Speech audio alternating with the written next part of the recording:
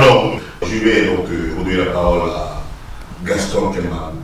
Qu'est-ce qui vous a choqué dans cette sortie de Moïse Kamto qui dit clairement, on m'a missionné pour tirer un penalty, je l'ai tiré, j'ai marqué, et il appelait après, par la suite, le président Paul Biya à faciliter la transition dans la paix. Qu'est-ce qui choque là-dedans? Je vous signale que je n'ai pas été le seul à être choqué de cela. Vous avez peut-être lu Mediapart, comment est-ce qu'effectivement... Non, je veux rectifier encore ce tir. Ça fait des années que je le rappelle à plusieurs journalistes camerounais. Il faut faire la différence entre Mediapart et les blogs. Et les blogs. Tu le rappelles constamment. C'est pas le... Mediapart, c'est comme Diaf TV. Je peux permettre aujourd'hui aux gens... Attends, vous pouvez rappeler tout ce que vous dites au Cameroun. Je veux rappeler rien. Sur l'article traité à Mediapart, c'est un blog. Non, suivez-moi très bien. Cette question, il est déjà eu il y a 3 ans avec des journalistes camerounais que je ne vais pas citer ici, sur le site Cameroun Politique.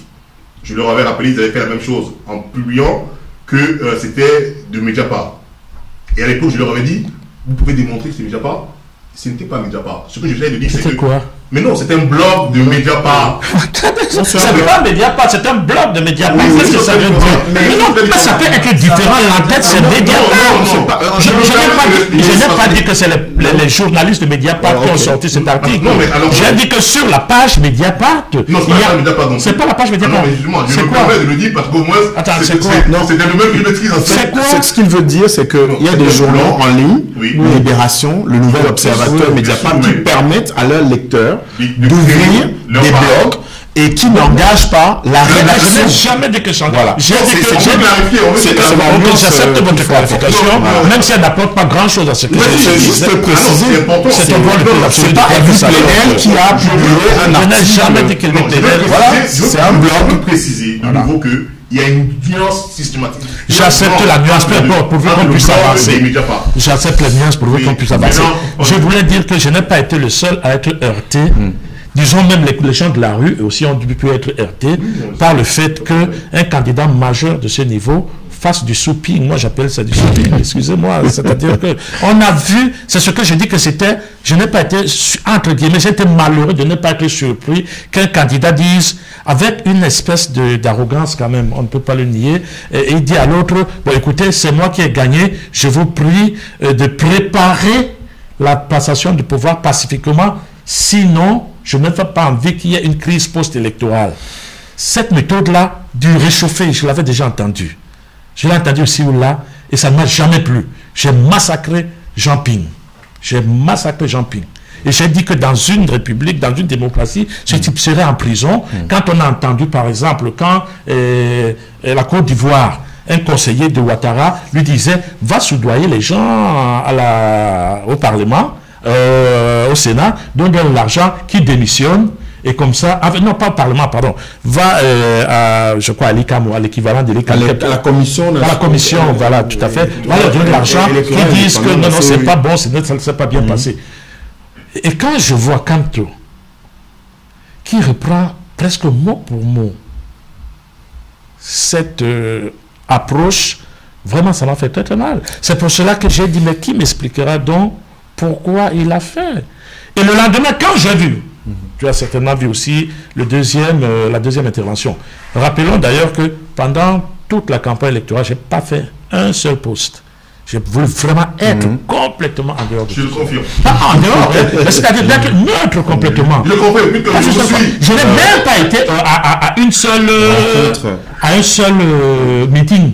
Je n'ai pas été à un seul meeting.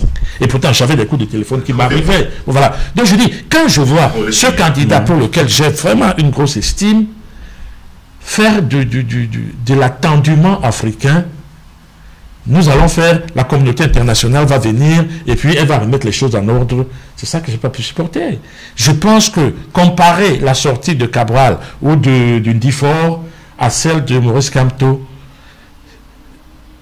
je n'ose pas dire que c'est faire une analyse quand même assez, soit bâclée, soit orientée, sincèrement. Parce que ça n'a rien à voir.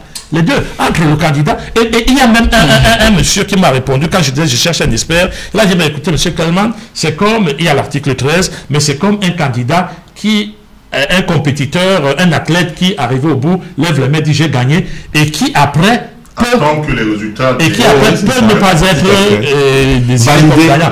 Et j'ai dit à ce monsieur, merci. Ce monsieur qui seul au moins a eu... Parce que moi, je me souviens par exemple de celui-là qui me disait « Ah bon, vous aussi, vous ne voulez pas qu'un Bamileke soit au pouvoir ?» Je dis, va te faire foutre. Moi, je ne veux pas qu'un Bamileke soit au pouvoir. Parce que je ne sais pas ce que c'est qu'un Bamileke. Je veux qu'un Camerounais soit au pouvoir. C'est ce que je lui ai répondu. La seule personne avec qui j'ai été vraiment très sévère, c'est celui qui me dit, vous aussi, vous ne voulez pas qu'un Bamileke soit au pouvoir. Et si les gens savaient, je crois que certains savent un peu les relations au Cameroun. Et si quelqu'un imagine que ce genre d'idée peut me venir à la tête, c'est que, bon, c'est pas grave. Voilà pourquoi est-ce que j'ai revu le spectre de quelqu'un, je reviens toujours là, qui dit aux étrangers, venez régler le problème ici chez nous. Et j'ai dit un jour sur un plateau de téléphone, j'ai choqué les gens, j'ai dit,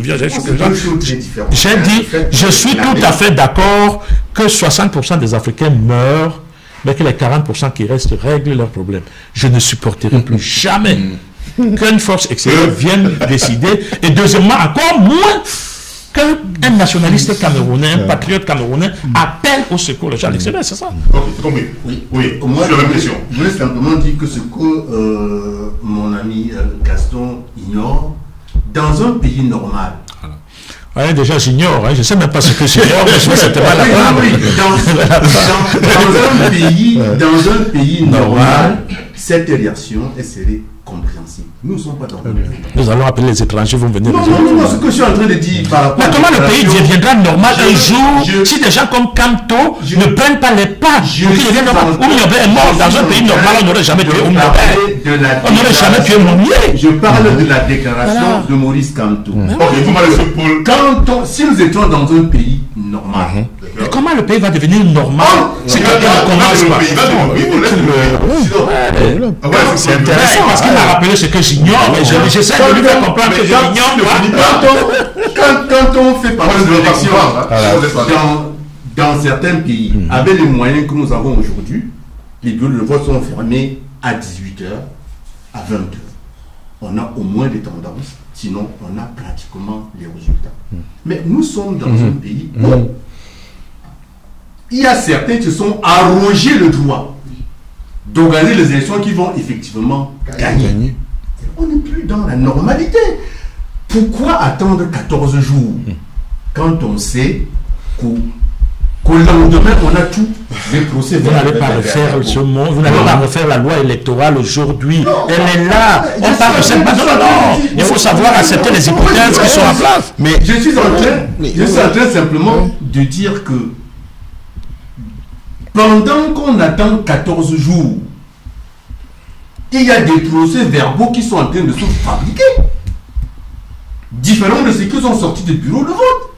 Donc, je crois qu'aujourd'hui, et comme Adelaide l'a signalé tout à l'heure, l'article 113, dès lors que le dépouillement est public, ça veut dire que c'est une information publique.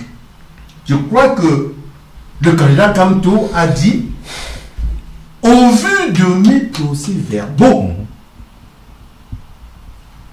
si je demande une annulation partielle concernant tous les bureaux où il y a eu bourrage des urnes, où on a expulsé certains scrutateurs, au vu de ces procès verbaux-là, ces élections, je les ai gagnées.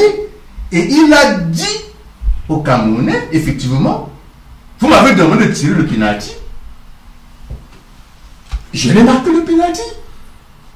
Là encore une fois de plus. Alors, je vais poser la question différemment à Abdelaziz. Abdelaziz, il y a effectivement ce fait qui a fait l'actualité dans les médias camerounais, dans les réseaux sociaux. Est-ce qu'il n'y a pas un réel besoin de le clarifier? Parce qu'il y a deux choses. Je me souviens que, d'ailleurs vous l'avez aussi publié, que le président Paul Biya adresse ses félicitations longtemps avant que le Conseil constitutionnel en France ait officiellement déclaré vainqueur le président de la France. Est-ce qu'il y a besoin de clarifier la différence entre proclamer des résultats et que ceux-ci soient proclamés officiellement par un organe habilité à les proclamer, tel chez nous le Conseil constitutionnel? Oui, moi je pense qu'on va entrer dans un juridisme qui va nous perdre. Le combat précède le droit. En France, les droits d'auteur sont nés d'une revendication. Il n'y avait pas de droit d'auteur originel. C'est-à-dire que la SACEM a été créée parce que quelqu'un s'estimait lésé Et puis il a mobilisé des artistes et on a aujourd'hui un pays qui respecte les droits des artistes peuvent vivre. Au Cameroun, Anissa Ekane, Yondo Black, Albert Moukon et un certain nombre de Camerounais en 89 ont estimé que ce n'était pas normal. Il n'y avait rien qui empêchait aux Camerounais d'exercer une activité politique, puisque Aïdjo avait choisi un parti unifié en 66. Eh bien, en 89, ils se sont levés. Ils étaient jeunes. Insa avait 39 ans, effectivement. Ça nous rappelle des choses. Et ils se sont levés et ils ont été embastillés. Quelques temps après, en 90, les choses se sont précipitées avec le 26 mai à Bamenda et l'histoire macabre qu'on connaît. On ne peut pas faire comme si le Cameroun était une sorte de pays sur une planète comme ça où tout allait bien. Non, l'acte de Kamto Maurice, d'ailleurs j'ai beaucoup apprécié ce que Cabral Libye a fait le jour de l'élection en faisant cette vidéo, en demandant à ses militants, à ses partisans de surveiller, de s'agripper au bureau de vote. Parce que, comme l'a dit Paul, on se connaît en détail au Cameroun. On se connaît en détail au point où, quand effectivement, pour rejoindre ce que Gaston disait sur les observateurs étrangers, un coup, il y a des conférences de presse pour nous dire, Ola, haro sur la déstabilisation, parce que l'International Crisis Group, parce que Amnesty International, parce que Transparency International veulent déstabiliser le Cameroun, et un autre jour, sur la télévision que nous payons, que les Camerounais payent par le biais de la redevance, on fait asseoir des imposteurs, 7 personnes, donc une à Paris, Amanda Zekiri, qui n'a jamais observé, même dans son quartier, la moindre élection de conseil de quartier, qu'on nous amène au Cameroun, des gens comme Salomon Bernos, inconnu au bataillon à Strasbourg. Il faut aussi quand même, parce que les transports de ces gens sont payés par qui? Mais c'était payé par... Mais ils ont été pris en charge par... Mais un truc nébuleux, c'est incroyable qu'on mette au moins plus de 2 milliards de francs CFA pour créer une agence camerounaise de presse 2 mois avant l'élection qui invite des gens inconnus au bataillon à l'instigation d'un certain nombre de membres de gouvernement que je ne vais pas citer ici puisque nous sommes encore sur l'enquête. Nous avons déjà des éléments probants avec le parquet financier et les services fiscaux français qui sont déjà en train de s'intéresser au cas de 2 de ces personnes-là. Je parle de Salomon Bernos et Amanda Zekiri qui étaient au Cameroun, qui ont perçu de l'argent. Donc, il faudrait qu'ils expliquent en France comment ils ont perçu de l'argent et qu'ils n'ont pas déclaré au fisc. Donc, je ferme les guillemets. Pour dire que dans notre pays, vous condamnez Maurice Kamto parce qu'il a posé cet acte-là et vous cautionnez tout le banditisme d'État, tous les éléments qui concourent à dire que dans notre pays, l'élection n'est pas free and fair.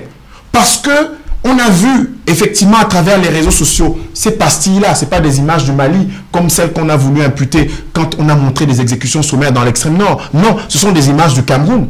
Eh bien, quand il pose cet acte-là, sur le plan juridique, ben, je peux être d'accord avec ce que Gaston dit. On est tous d'accord. Mais sur le plan politique, ça met un coup de pression incroyable. Et vous avez vu qu'à partir du moment où Kamto l'a fait, on a commencé à faire une publicité jamais vue sur la commission de recensement général des votes au Cameroun, en montrant à la télé comment ils sont en train de travailler de manière transparente.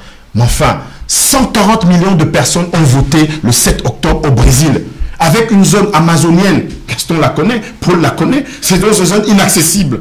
Et le soir à 21h, on connaissait les candidats qualifiés au second tour au Brésil. En Roumanie, le 7 octobre, il y a eu un référendum. À 20h le soir, on connaissait les résultats. Je veux demander ici à chaque Camerounais, à chaque personne. Excuse-moi. Précisons que connaître les résultats, ça ne veut pas dire que l'organe habilité à les... Je suis dans le fait, et je vais au-delà. Quelle est la zone au Cameroun non couverte par la téléphonie mobile? Quelle est la zone au Cameroun aujourd'hui? Le Cameroun a 13 000 localités, 360 communes et 24 900 bureaux de vote, donc dans ces 360 communes-là. Quelle est la commune au Cameroun dans les 360 qui n'est pas couverte par le réseau MTN, par le réseau Orange ou par le réseau Nextel? Lequel? Je veux qu'on me fasse la démonstration.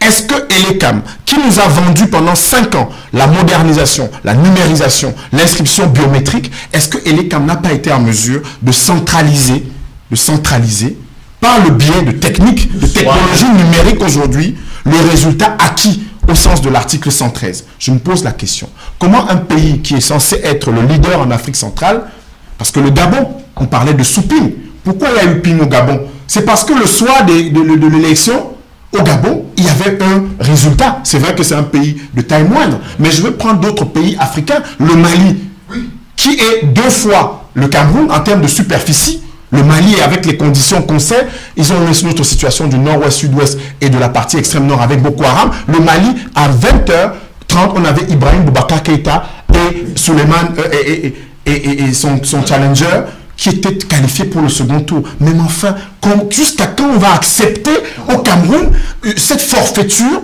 Et quand un opposant, parce que c'est le pays africain où la condition d'opposant est l'une des plus difficiles, quand un opposant sort, il devient, on jette le propre sur lui, on amène les caméras de la CRTV, on fait des vox pop pour demander que les Camerounais lui jettent la pierre. Je dis non et je m'opposerai, je ferai partie des Camerounais qui s'opposeront à ça tant que des ministres comme Atanganji ne sont pas tout aussi indexés pour des manœuvres comme celle des observateurs étrangers, la pantalonnade des observateurs étrangers, imposteurs, etc. Je n'accepterai pas que des gens comme Moïse Kamto ou d'autres candidats à l'élection présidentielle soient jetés en pâture. Alors, je voudrais faire remarquer que j'ai essayé de regarder ce qu'avait dit votre candidat Kabalibi sur donc, la sortie de ces imposteurs qui se revendiquaient appartenir à Transparency International. Parce qu'aujourd'hui, on a plus d'éléments sur la position de Kabalibi sur ces soi-disant observateurs internationaux pour le compte de Transparency International. Alors, c'est connu de tous, hein. Je crois que ce sont des imposteurs, on ne va pas revenir dessus. Mais ce qui nous intéresse, c'est davantage ce que pensent les candidats de l'opposition. Pas ça, ce genre de situation. Moi, je crois que pour l'instant, moi, je n'ai pas discuté de cela avec Kabalibi, mais je peux te parler donc pour moi. Moi, je crois que ce sont des imposteurs. On a retracé leur passé, le passé de chacun, et c'est de l'autorité publique aujourd'hui. C'est-à-dire ces personnes avaient une affaire là. On est tous d'accord que c'est des techniques de manipulation qu'utilise le gouvernement, qui règne depuis plus de 50 ans, et soulève bien depuis plus de 36 ans aujourd'hui, c'est leur manœuvre, c'est-à-dire pour déstabiliser, pour manipuler la conscience du peuple. Donc ça fait partie de ces outils-là. Et il y en a un comme d'autres. On a suivi récemment, avant les élections, le sondage qui mettait Paul Biya en tête de 80%. 80%, tout ça. Et c'était le même homme.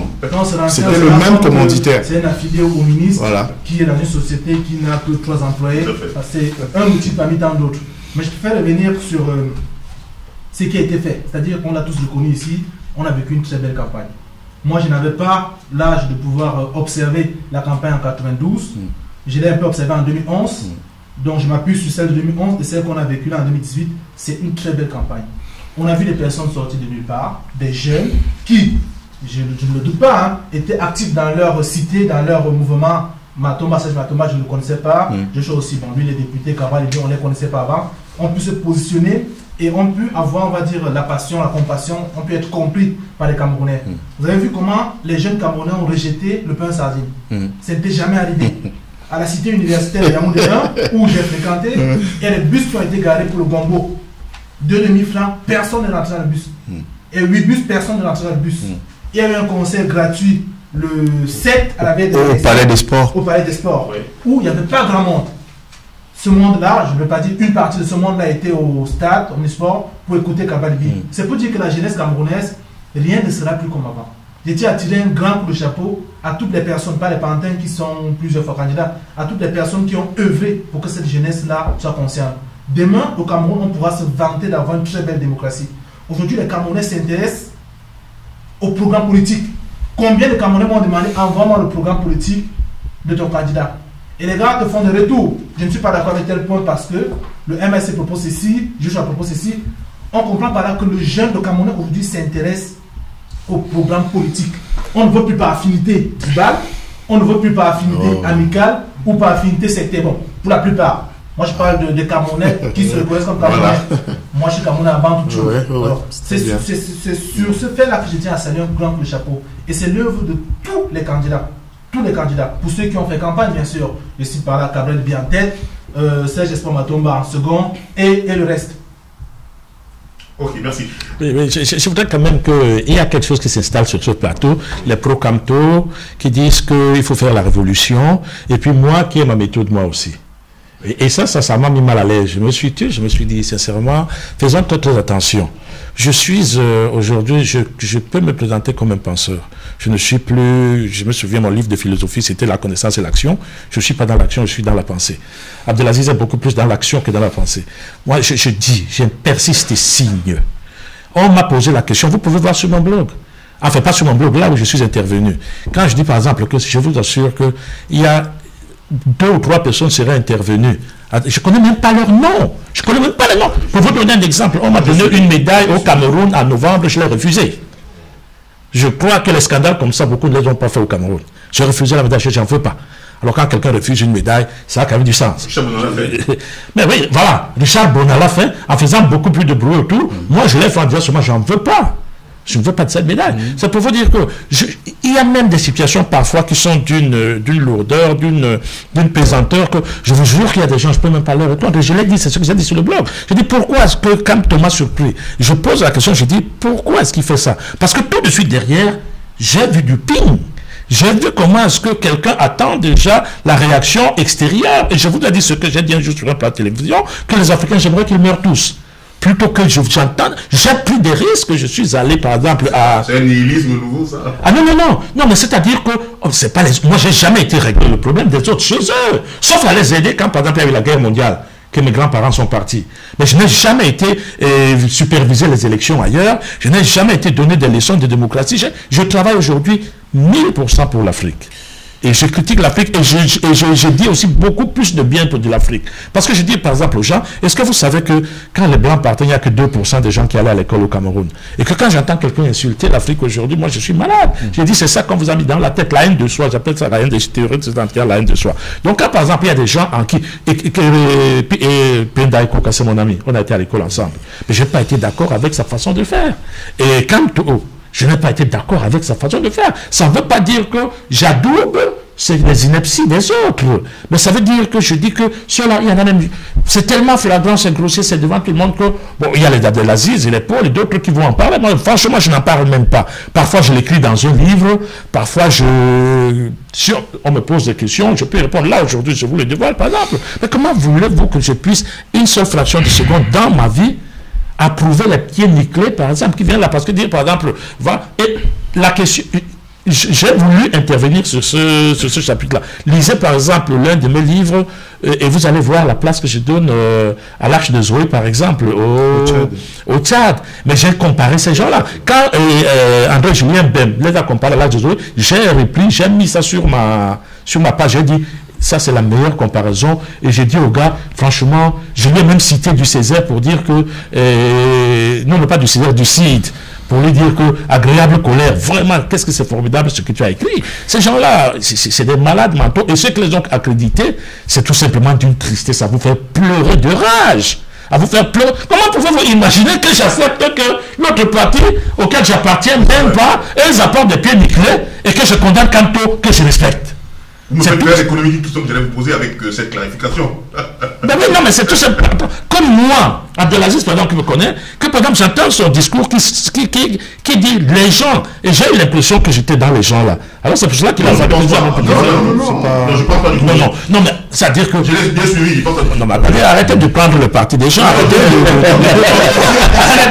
les gens. Ça va avoir des relents. Non, mais je ne clarifie rien. Lui, il me dit que je n'ai rien compris. Toi, tu me dis que j'ai rien compris. Attends, il a dit. Et toi, tu me clarifies. Mais pourquoi tu clarifies? Comment tu peux dire que je n'ai pas compris? Non, c'est moi qui je ne suis pas. Je crois que je suis tout le monde avant d'être des gens sur le plateau. Je suis tout le monde. Je ne suis pas. Mais je suis tout le monde. C'est pour ça que quand j'ai vu des gens sur le plateau, non, attends, je connais Abdelaziz comme tu le connais. Oui. La suspicion était très forte. Et je n'ai pas voulu. Il y a quelqu'un, par exemple, quand j'ai dit, quelqu'un m'a comparé à Calix Beyala. Tu as vu? Je n'ai même pas besoin de répondre. C'est Nana par exemple qui a dit, je t'arrête si tu veux. On me compare à Calix Beyala. La femme qui m'aime le plus au monde. Je me souviens, on était à un salon du livre. Elle m'a dit que bon, comme à l'époque, c'est beaucoup de gens parlaient que de moi il y a 2 ou 3 ans. Elle me dit, ouais, quand tu parles là-bas, tu veux qu'on pense que... Eh bien, j'ai dit, bon, non, je suis parti voir le ministre. Je ne lui ai même pas répondu. Je lui ai même pas répondu. Même quand on m'a comparé à elle, je n'ai même... Si vous saviez le nombre de trucs sur lesquels je ne reviens pas, Si vous saviez le nom, je disais, quand on était là tout à l'heure en aparté, je dis qu'un jeune homme m'a dit un jour, monsieur, comment vous êtes aliéné? Je dis, oui, je suis très aliéné, mais seulement moi, je le sais. Beaucoup ne le savent pas, qu'ils sont aliénés. C'est là le problème de l'Afrique aujourd'hui. Donc, il faut qu'on soit d'accord là-dessus. Je condamne avec la plus forte énergie, même si je ne le dis pas, parce que je me dis, vous savez, je suis arrivé aujourd'hui, et par exemple, tu peux par exemple soutenir les printemps arabes, tu peux soutenir Ouagadougou, la révolution de Ouagadougou, je ne les soutiendrai jamais. Et je vous dirai après, dites-moi, qu'est-ce que ça a apporté? Qu'est-ce que ça a apporté? Pourtant, non, c'est ça, sérieux. Comprenez bien pourquoi est-ce que, quelle est ma ligne aujourd'hui? Je me dis, l'éternité n'est pas de cette terre. On laissait Ben Ali. Ben Ali avait apporté une impulsion dans son pays et qui était la meilleure. On est venu parce qu'un enfant s'est immolé par le feu, on a disloqué ça. Je savais que l'Éthiopie et la Tunisie, il leur faudrait je ne sais pas combien de siècles encore pour revenir à ce qu'ils étaient. Regardez l'Égypte. Et je disais jamais, c'est les mêmes qui vont revenir. Il y a une oligarchie dans nos pays africains qui fait que celui qui part, il est remplacé par la même équipe. Je dis, les gamins qui sont descendus dans la rue à Ouaga, combien sont au pouvoir? Ce n'est pas les peuples de Kampala qui sont là. Alors vous comprenez qu'à mon niveau aujourd'hui, oui, je vous jure que j'ai fait la révolution. Hein. On le sait. J'ai fait la révolution. Aujourd'hui, je me pose et je parle, je me dis, j'ai posé par exemple la question là tout à l'heure, qu'est-ce qui peut me citer un pays au monde qui a été développé par la démocratie? Voilà le genre de questions. Personne, il n'y en a pas. Et je ne vais pas m'asseoir aujourd'hui dire lui il est bien, lui il est mauvais, mais c'est que par exemple aucun pays au monde n'a jamais été développé par la démocratie. De toute façon, et je dis, si le nôtre se développait, on ne serait pas là aussi à se poser des questions. Non, mais je dis qu'aucun pays au monde. Alors je réfléchis aujourd'hui à me dire comment est-ce que nous devons faire pour trouver un système. Les anglophones, je les ai massacrés parce que je me suis dit, mais ce n'est pas possible que les anglophones se fondent sur la barrière coloniale pour dire que c'est les Bamileke là qu'on appelle maintenant Bamenda, et ils disent qu'ils ne sont plus Bamileke, ils ne vont plus avec leurs frères, les Sawa ne sont plus avec leurs frères. J'ai écrit, moi je n'aime pas que l'internet pour m'exprimer, je m'exprime énormément dans la presse camerounaise, dans la presse occidentale. Pour vous donner un exemple, dernièrement, le journal... Oui, je termine par là. Le journal Paris Match me demande si je peux écrire quelque chose pour Biya. Ils me disent comme vous voulez, bien ou mal. Je dis, attendez, pour le mal. Bien ou mal? Oui, je dis, il m'a dit ce que je veux. Vous voulez que j'écrive sur Biya? Je dis, attendez, pourquoi vous voulez que j'écrive sur Biya? 1 million de personnes écrivent sur lui. Il y en a qui disent qu'il a déjà passé 5 ans à l'étranger pendant son mandat. Il a dépensé 65 millions de... Qu'est-ce que vous voulez encore apprendre? Et je dis que du bien, je n'ai rien à dire de bien sur lui. Mais par contre, si vous voulez, je vous envoie un article. Je leur ai envoyé un article. Ils m'ont bien payé. Et ils ont été très heureux de voir que, ouf, enfin, quelqu'un sortait de ce manichéisme. Moi, parfois, mes amis qui soutiennent Biya, je les appelle en aparté, je dis, sincèrement, dis-moi pourquoi tu le soutiens. Moi, j'aimerais savoir, qu'est-ce que tu attends encore de lui? Je les appelle en aparté. Parce qu'effectivement, autant pour moi, ça ne me gêne pas qu'il soit là, entre guillemets, parce que je sais que tôt ou tard, cette affaire de this road is gonna have a bend. Autant, je me dis, je ne veux pas faire la révolution aujourd'hui pour qu'il saute. Voilà. Ok, on a bien compris cette clarification. Alors, donc, quand moi, Gaston, qui connaît les mots encore mieux que moi... Ah, mais ça, justement, c'est ça. Oui. Ah, merci de me l'accorder. Voilà, quand on parle de révolution industrielle, qui avait tiré sur quelqu'un? Quand on parle de révolution numérique, qui avait fait gicler du sang? Quand on parle de révolution dans la mode, quand on parle d'Yves Saint-Laurent, qui avait... couper les pieds des sans-culottes en France.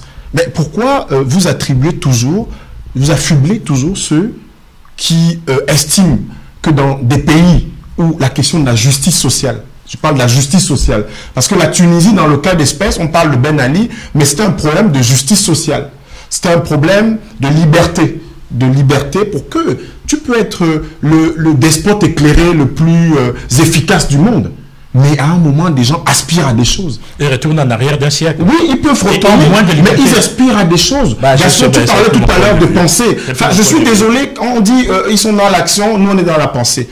Le monde moderne, c'est l'articulation de la pensée et de l'action. Sinon, on reste dans... C'est ce que j'ai dit. Sinon, on fait le banquet platonicien dans la caverne. Dans la caverne. Et en attendant les philosophes rois. Non. J'ai dit que j'étais dans l'action, moi aussi, mais aujourd'hui je suis dans la pensée. Ben oui. Et qu'après je livre ma pensée. Non, on est en train de discuter et c'est très important que nous le fassions. Parce que cette affaire où on adoube, on maintient des gens qui n'ont plus rien à voir et rien à faire à la tête de nos États. Attends, moi je te parle, tu me parles des autres, c'est malhonnête, c'est malsain. Non, pas malhonnête, c'est très malsain. Mais quand par exemple je parle, tu me dis on adoube, moi je n'ai adoubé personne. Et c'est à cela que je n'accepte pas souvent ce mode de réflexion. On prend des exemples. C'est moi qui parle. Dis-moi Gaston, tu as adoubé tel, ne me dis pas moi j'ai pas adoubé. En posant un raisonnement, vraiment je termine petit frère. En posant, s'il te plaît, excuse-moi de t'avoir coupé.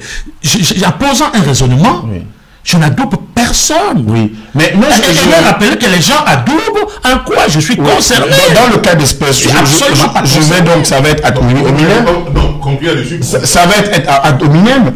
Gaston Kelman nous dit, en prenant un certain nombre d'exemples, que la démocratie n'a jamais développé un pays. Je vais lui poser la question de savoir quel type de démocratie. Parce que là, dans le cas d'espèce, effectivement, ce que je peux lui accorder, c'est que nous sommes rentrés après la bolle dans une sorte de tourbillon où on nous a dit, OK, ce sont les conditionnalités. S'il n'y a pas de démocratie multipartite, plus d'aide française. Alors que il y a des pays africains qui ont expérimenté des formes de démocratie. C'est-à-dire que des formes de délibération, de choix de leurs dirigeants, de réflexion en profondeur à partir de ce que la société a. Mais ces formes-là n'ont pas survécu, ces formes-là n'ont pas résisté au temps. Parce que la démocratie de type occidental, représentative, qu'on a hérité de la Grèce antique, est devenue la norme. Or, où on peut se rejoindre, c'est que l'expérience de 90 à 2010 aurait pu permettre, en 20 ans, qu'on puisse évaluer ce qui s'est passé sur le continent. Mais on a des tares de ce qu'on appelle nos processus démocratiques aujourd'hui, et je suis d'accord en cela qu'il faut les revisiter. En revanche, quand on dit que la question de la justice sociale, parce que il y a des endroits, on vit dans un pays, la France, où des gens ont, en relativisant, je disais à un frère tout à l'heure que si on déporte la Selle Saint-Cloud, on la met en Bancomo, à Kwaptamo ou à Edea, mais vraiment bingo. Mais la Selle Saint-Cloud, ça me semblait être à l'ouest parce que j'attendais mon ami Ngassa qui devait venir me chercher et je m'impatientais. Je lui ai dit c'est à perpète. Alors que c'est un endroit, mais quand vous suivez les débats politiques en France, des gens qui veulent que ça change. Vous avez une mairie qui est coquette, quelque chose qui ressemble entre guillemets au paradis pour nous, mais les gens veulent que le maire ou le dirigeant qu'il saute. Mais pourquoi ? Parce que l'aspiration d'un être humain n'est pas simplement de rouler sur du bon goudron ou bien tout simplement d'avoir son eau potable. Il y a aussi d'autres types de préoccupations que nous pouvons avoir en tant qu'Africains et que nous n'arrivons pas à trouver, même y compris avec des gens qui semblent être des gens qui ont réussi à développer leur pays. Donc c'est ce que j'avais dit. On n'a plus assez de temps, il faudrait qu'on arrive à conclure l'émission sur des points qui me paraissent importants pour cet après-midi. Alors, on a bien compris que les avis sont partagés sur la sortie de Kemto, qui se revendique avoir été missionné pour tirer un penalty. Mais on a aussi vu les sorties en guise de réponse à Kemto du ministre de l'administration territoriale, M. Atangandi. Quel commentaire vous inspire ces dernières sorties? Il en a fait 2. Je peux vous le lire si vous voulez. Oui, non, mais je veux simplement dire que, comme l'a signalé tout à l'heure, il n'est pas le seul à avoir fait des sorties. Mais ce qui. Le ministre de l'administration. Oui, mais je dis que Maurice Kamto. Oui, je vous ai la réaction sur. La réaction du ministre de l'administration territoriale ces derniers jours, à la suite donc, de la sortie et même des différentes conférences de presse qui ont eu lieu tantôt chez M. Albin Zongan, tantôt chez M. Au QG de Maurice Kamto. Il y a eu des sorties assez musclées de Atangandi. Est-ce qu'on peut concevoir de telles sorties dans des républiques normales? Alors, c'est ça ma question. Moi, je pense, au risque de me tromper, que le régime en face, il n'a pas de réponse claire et précise par rapport à la sortie de Maurice Kamto. Je m'explique. C'est-à-dire, si il avait la possibilité de dire, voici le résultat que nous avons. Et au regard de ces résultats-là, qu'on pourrait bien sûr rapprocher de ceux que Maurice Kamto a en sa position, et dire que, en conclusion, on pourrait dire que M. Kamto induit le peuple en erreur. Ils n'ont aucun moyen de le prouver. Et en réalité, quand on n'a pas de moyens pour expliquer une chose, qu'est-ce qu'on fait? On est obligé d'utiliser la violence. On est obligé de menacer, on est obligé d'intimider. Donc, moi, je crois que c'est parce qu'ils sont en difficulté qu'ils commencent à tirer sur Maurice Kamto, qu'on commence à l'intimider, qu'on commence à lui dire fais attention. Voilà. Ça c'est ma lecture des choses. Je vais sauter Abdelaziz qui a parlé tout à l'heure pour passer la parole à Achille Nembo. Achille Nembo, donc vous avez forcément suivi ces déclarations du ministre de l'administration territoriale, qui d'ailleurs avait une expression assez amusante quand il dit d'ailleurs M. Kamto ne pourra pas aller plus loin que le chez lui, parce que d'ailleurs son préfet s'occupera d'abord. Sous-préfet. Son sous-préfet s'occupera déjà de lui, avant même qu'il n'arrive plus loin. À part la détresse, je ne vois pas autre chose. Il faut dire que le Cameroun, on est habitué de blâmer, de taper, de menacer par des armes toutes les personnes qui essaient de se prononcer à tort ou à raison. Il faut dire aussi que quand on parle de Kamto, moi je me rappelle aussi de 2008, la crise de la faim. À l'époque, j'étais étudiant à l'université de 1. J'ai plein de camarades qui ont été embarqués dans des fourgons militaires, des gens qui ont été abattus, des gens qui ont été fouettés. Il faut dire que ces personnes-là, que je souhaite, que je ne permettrai pas que cette personne soit violentée, étaient au gouvernement à l'époque, quand tu étais ministre à l'époque. Donc, il a fermé les yeux dessus. Mais bon, moi je dis juste que je n'admettrai pas qu'un pouvoir qui est censé protéger le peuple se mette à le violenter. La sortie de Kamto, on l'a tellement dit ici, il est dans son bon droit. Il faut dire que c'est un professeur agrégé en droit. C'est-à-dire qu'il maîtrise le droit plus que nous tous ici réunis. Bon, entre guillemets. C'est-à-dire qu'il sait, il a été consulté, il a consulté son équipe avant de sortir. Et les mots qu'il a utilisés sont pesés. Aujourd'hui, s'il n'attaque pas de façon juridique la sortie de Kamto, c'est parce qu'il savent que Kamto est dans son droit. Mais le sous-entendu, on a bien compris. On a bien compris le sous-entendu. Donc aujourd'hui, la menace du ministre de l'administration territoriale, à mon sens, elle est juste là pour intimider. Or, elle oublie qu'en face, il oublie, monsieur le ministre, qu'en face, il est un peu déchaîné.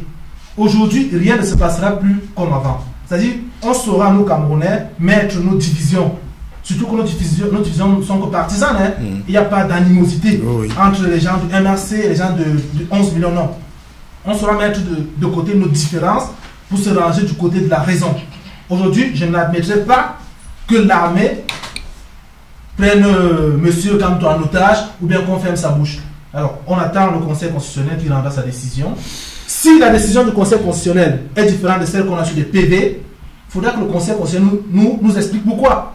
Il ne va pas se mettre à encercler, comme on l'a vu le QG de Cabral Libi, encercler le QG de NRC pour faire taire. Le domicile de Zonga. Il faut faire la différence entre les différences d'approche. La différence d'approche de Cabral Libi et de Dideos. Aujourd'hui, moi je m'aligne derrière celle-là. On souhaite l'annulation complète. On attend qu'on décide. Si ce n'est pas décidé, on a des PV. Hein. Aujourd'hui, on est, je ne suis pas au secrétariat général à Yaoundé, mais on sait vous dire quel est le classement, le trio de tête. Aujourd'hui, on sait qu'en tête, il y a Kaba Libi, Kamto et Paul Biya. L'ordre aujourd'hui n'est pas très déterminé. Chaque chapelle se revendique. Donc, en fait, dans votre ordre, Cabral est premier. C'est pas ce que j'ai dit. Aujourd'hui, je ne sais pas dire quel est l'ordre. Le trio de tête, je le connais. Ce sont ces trois personnes-là. Et aujourd'hui, on a les mêmes PV qu'on a chez 11 millions, on les a au MRC, on les a au SDF. Donc, on n'attend plus que la décision, l'officialisation par le Conseil constitutionnel. Et s'ils essaient de piquer, de toute façon, c'est que l'opposition a gagné. Sur ce point, on est sûr. S'ils essaient de piquer la victoire de l'opposition, ces mêmes jeunes-là qui ont battu le pavé pour aller écouter ces nombreux partis se mettront à travers nos opposants et les forces de l'ordre. Alors, je vais revenir sur Gaston. Gaston, il y a quelque chose que j'entends sur lui qui mérite peut-être clarification, non? Il nous dit qu'ils ont des PV et ils savent quel est le trio de tête. En même temps, il y a eu une dénonciation de leurs candidats sur les fraudes massives qui ont eu cours pendant ces élections. Comment finira cette histoire va-t-on assister à un conseil constitutionnel qui décidera de proclamer un candidat président ou alors qui décidera d'annuler les élections? Parce qu'il y a deux cas. J'en sais rien. Moi, je ne lis pas dans le marc de café. Je ne sais pas ce que le Conseil constitutionnel va décider. Même si j'avais des suspicions, je ne suis plus au niveau des suspicions de dire ces gens-là vont faire ceci, hein, ou bien vont faire cela. Hein. J'en sais rien. Je préfère rester là à ne rien dire. Et par exemple, pour revenir un peu en arrière sur le comportement du ministre, quand un ministre se met à jouer les fiers à bras, comme le shérif d'un mauvais western, qu'est-ce que tu veux que je dise? Non,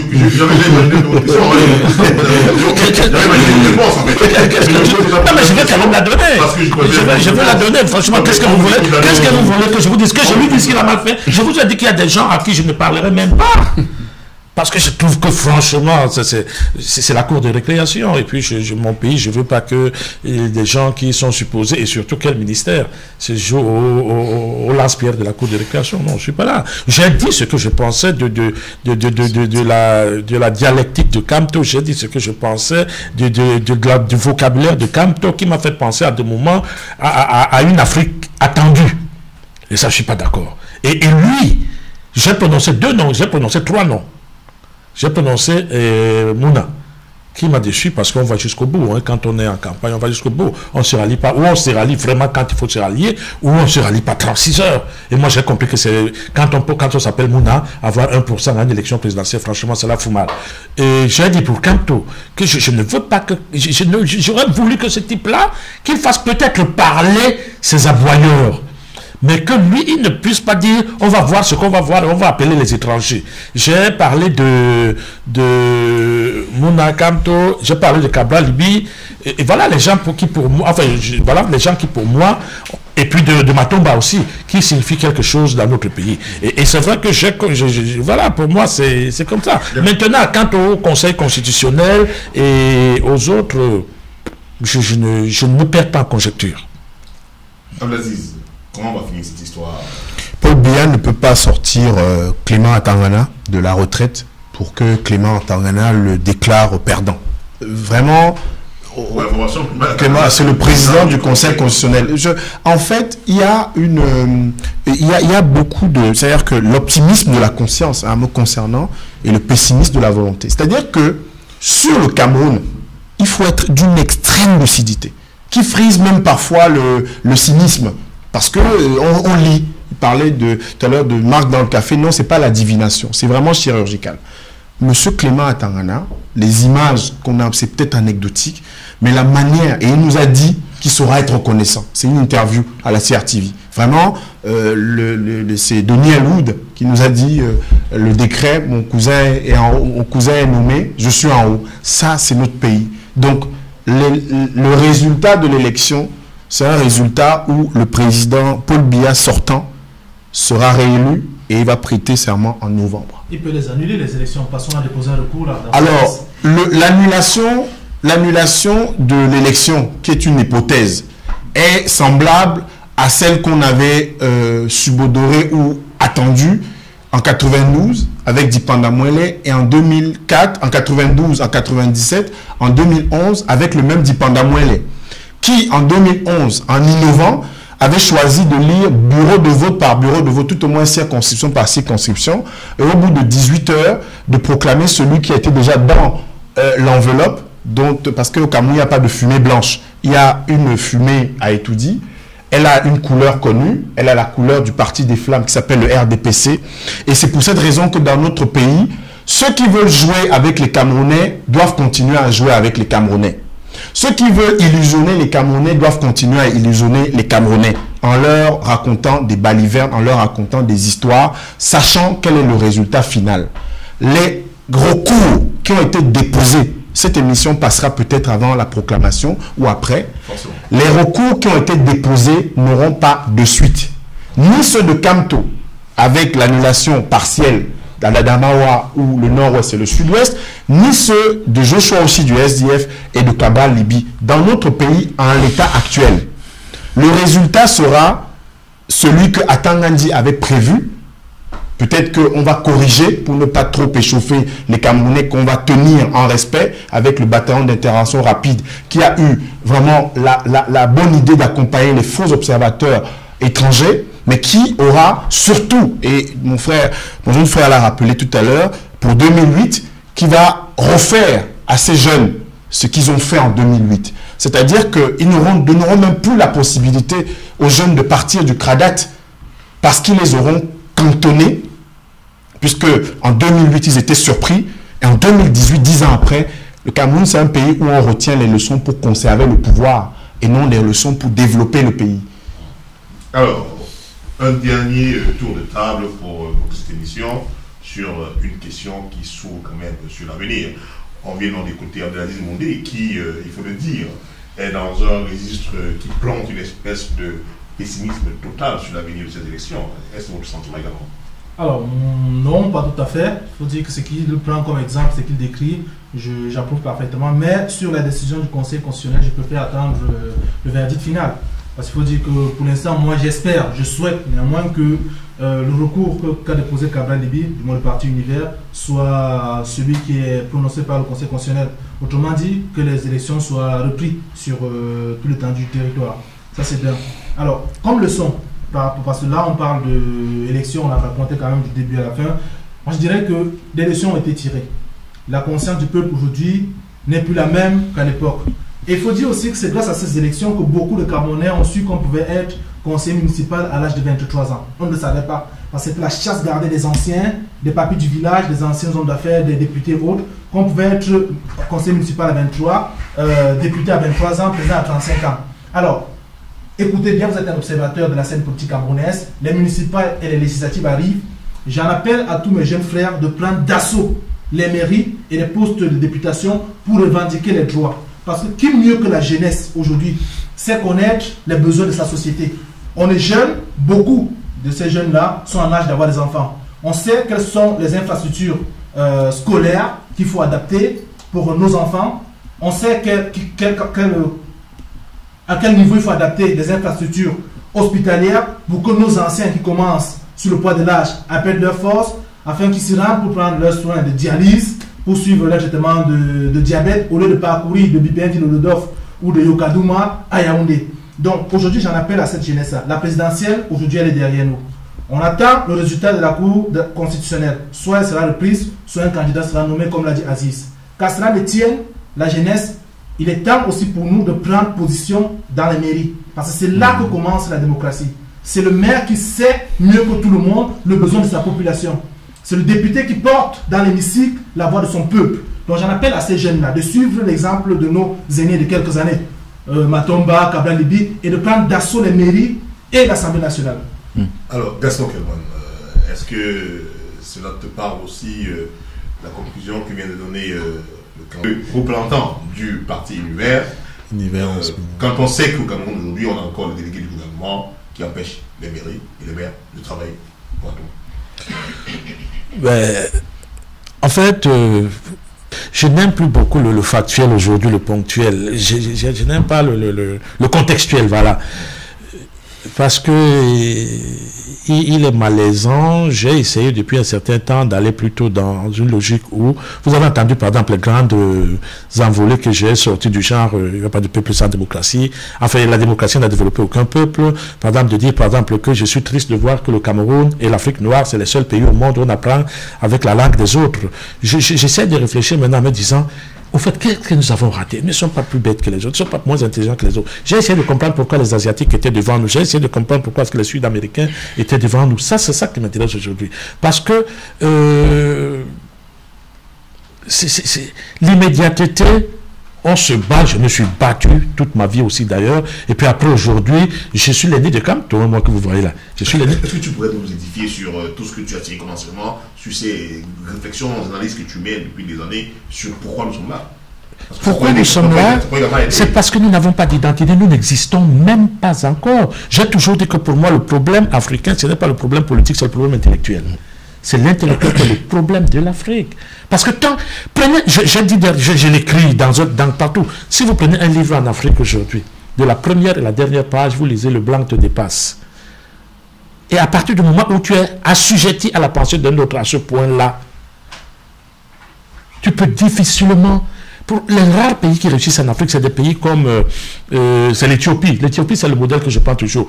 Pendant que Borloo venait nous promettre l'électricité à tout le reste de l'Afrique, et on n'a pas vu une ampoule, l'Éthiopie a fait un barrage de 6000 mégawatts, sans un centime de l'étranger. Et tant entendu d'ailleurs que le FMI et tout, ils ont tout fait. Ils ont mis l'Égypte contre lui, ils ont mis le Soudan contre lui. Le gars leur a dit, moi je suis un vieux peuple, là, je ne crains personne. Le gars fait son barrage, pas un centime de l'étranger. Mais quand tu regardes, tu te dis, mais pourquoi les autres ne peuvent pas faire comme ça?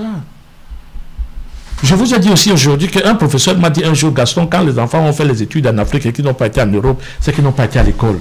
Quand tu arrives à ce niveau, quand je leur dis, on a fait un débat dernièrement, et si c'est la littérature camerounaise, je leur dis non. Et pourtant je suis écrivain, hein. On ne peut pas faire la littérature avec la langue d'un autre. Son cousin arriva et dit à sa tante, bon, va dire à ta grand-mère que le cousin dit à sa tante. On ne peut pas voir l'univers avec... Vous voyez ce que des types comme Tchekata Diop disent, mais voyez un peu ce qu'un type comme Gandhi dit sur ça. La langue d'un autre, c'est l'enfer. Tu ne peux pas te retrouver. C'est ça que je veux dire. Aujourd'hui, moi, le factuel comme ça, et on doit bouger. Et j'ai de l'admiration. Je vous ai dit que pour moi, les deux pour qui j'ai le regard, c'est les jeunes. Parce que eux, c'est sûr qu'ils peuvent, pas à pas, ils ont encore 40 ans, 50 ans à se battre. Et les autres, par contre, se disent, il faut que j'y arrive, parce que dans 7 ans, je ne pourrai plus. Vraiment, ils n'ont plus la souplesse intellectuelle pour pouvoir le faire. Le problème africain, il est intellectuel, parce que l'intellectuel ne fait pas son boulot. Il n'y a pas de nation sans langue, il nous faut une langue. Il n'y a pas de nation sans système scolaire. Pourquoi j'ai combattu les anglophones? Parce que quand je vois les Camerounais qui portent des perruques au prétoire, ça me fait pleurer de rage. Imiter à ce point-là, c'est que tu n'existes pas. Je me bats depuis des années pour que le mot Cameroun même n'existe même plus. Tu ne peux pas t'appeler crevette parce que les gens veulent les crevettes au bord de l'eau. Donc, c'est un peu, ça paraît confus aujourd'hui, mais on n'a pas d'identité, on n'a pas de langue. Tu ne peux pas, on dit qu'on... Et quand par exemple, je dis aussi que, quand par exemple, à l'école primaire, tu as commencé avec les fables de La Fontaine, le coquin n'aura jamais la place du fromage. Tu commences à voir ton univers avec le corbeau, le renard, le loup, l'ours, qui ne sont pas dans ton univers. Aucun intellectuel au Cameroun n'est conscient de ça, en Afrique n'est conscient de ça aujourd'hui. Que tu ne peux pas... On est dans un très bon registre, que j'affectionne d'ailleurs, que j'aimerais, si le temps te le permet un jour, continuer ensemble.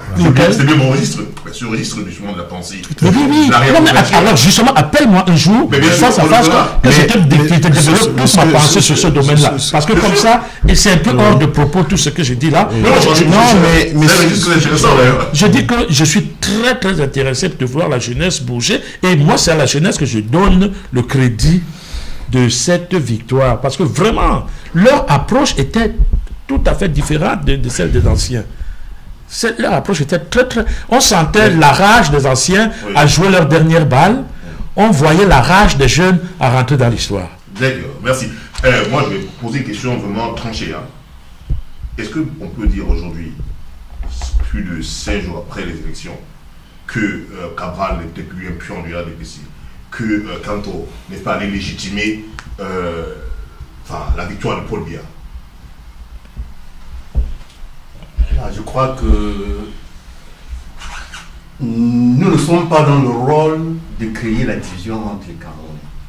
Je pense que je laisse à ceux qui affirment que Cabral était un pion du RDPC le prouver.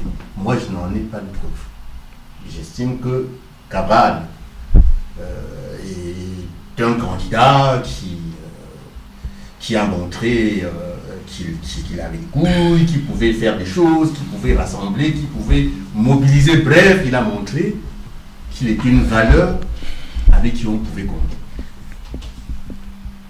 Simplement, ce que j'ai envie de dire, c'est que, et Adézali l'a précisé tout à l'heure, nous sommes dans un pays qui a déjà arrêté un cliché. Et on ne peut pas aller au-delà de ce cliché sans faire un arrêt sur image.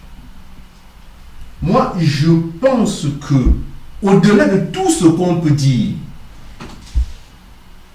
que le président Kamto, le 8 octobre, a tenu un discours fondateur qui, à mon avis, devait nous mener vers une seconde république. Ça veut simplement dire que, au regard des informations dont il détient, si le mandat que le peuple lui a confié est effectif, je pense que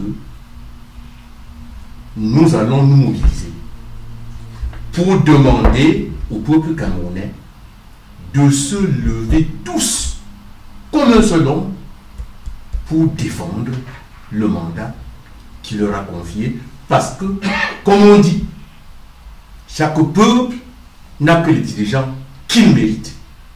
Est-ce que nous méritons cela? Je n'en suis pas sûr. Merci, on a bien compris que pour vous, ni Cabral ni Kamto n'ont été là pour participer à un cycle pour lequel on s'en est d'avance qui était le vainqueur. Alors, Abdelaziz, pour conclure cette émission, c'est quoi les lueurs d'espoir? On a effectivement des échéances qui arrivent. Est-ce qu'il y a une lueur d'espoir quant à cette possibilité de mutualisation des forces de l'opposition? Oui, si ceux qui tiennent les rênes aujourd'hui de la vie politique pensent Cameroun, et j'ai suivi dans la campagne, pour faire écho à ce que j'ai entendu à la fois chez Gaston et chez bien d'autres, dans les programmes politiques, nous on travaille, on parle de révolution, on travaille pour que les candidats aux élections en Afrique parlent des questions qui concernent les Africains. La question de la langue, par exemple, elle a été abondamment évoquée au cours de cette élection. Cabral Libi l'a évoqué, la question de la langue. Kamto, il a fait d'ailleurs un développement sur la question du CFA. Quand cette question-là était au marché, on allait à Chamalier, etc., on nous prenait pour des zigotos. Non, aujourd'hui, elle est devenue dans l'agenda politique de l'Afrique, la question, puisque là, ce n'est pas une question de monnaie, c'est une question de souveraineté. Ce sont des éléments de la souveraineté, ce n'est pas simplement la monnaie papier. Il y a un certain nombre de questions fondamentales dont parlait Gaston à juste titre, que les hommes politiques doivent adresser aujourd'hui en Afrique. Sinon, ça va être le bis repetita, Roch Kaboré va remplacer Compaoré, etc., etc., et on ne va pas s'en sortir. Voilà. Et que fondamentalement, si Akeremouna, par exemple, dans sa campagne, sur la question, par exemple, de notre africanité, je suivais en Gaoundéré, un développement excellent sur la question. Il a participé aux instances de l'Union africaine. Si tu pouvais résumer, bon, mais s'il n'y a pas le temps, je n'ai pas suivi. Oui, c'est un peu, voilà, ça demande un petit peu de temps. Mais oui, mais ces questions-là, moi, ce sont les questions qui m'intéressent. Les questions fondamentales. Tout à fait. Les questions fondamentales sur lesquelles nous travaillons. C'est-à-dire qu'il y a beaucoup de Camerounais qui ont à la fois cette fibre panafricaniste, héritée à la fois de nos combats. Et j'avais envie de dire, pour terminer à mon jeune frère, qu'on vote au Cameroun depuis décembre 1946. Avec la mise en place de l'Assemblée représentative du Cameroun, avant l'ATCAM en 52, en avril 52, l'ALCAM en 57 et puis l'Assemblée législative. Et les jeunes, regardez les agendas dans les mairies, ceux qui ont été administrateurs municipaux, c'est vrai, on les nommait, ceux qui ont été députés, ce sont des gens qui n'avaient pas 25 ans, ce sont des gens qui n'avaient pas 30 ans. Des gens comme Njoya Aruna, qui avait 45 ans dans le premier gouvernement de Mbida, ou les Moussa Yaya, c'était des gens qu'à 45 ans, ils étaient les plus vieux. Ils avaient entre 30 et 35 ans. Dans l'Union des populations du Cameroun, Roland Félix Moumié, Ouniobe, Wandié n'avaient pas 35 ans. Quand ils allaient en 52 porter le discours de la réunification et de l'indépendance aux Nations Unies, et quand Moumié mourait, en 60, Moumié avait quel âge? Moumié n'avait même pas 40 ans quand il est parti. Donc je veux dire que la question de la jeunesse, c'est une question permanente au Cameroun. Les émeutes de 55 à Douala, ce sont des jeunes qui les portent. Mais qui ont été étouffés, c'est ça qui veut dire. Oui, oui. Non, mais justement,